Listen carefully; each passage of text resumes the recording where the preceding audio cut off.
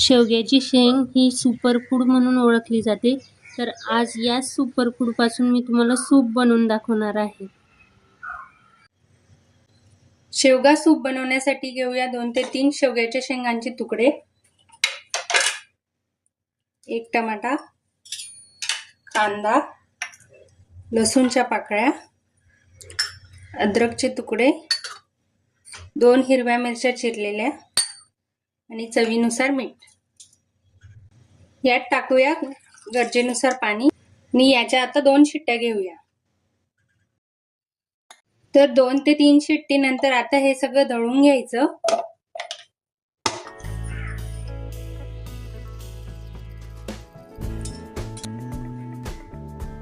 हे सगळं मिश्रण दळून झाल्यावर आता आपण याला गाळून घेऊया.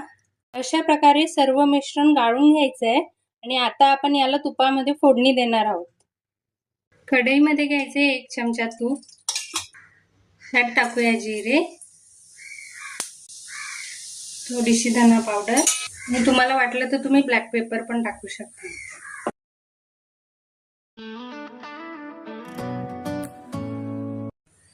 यात टाकूया थोडंसं नमक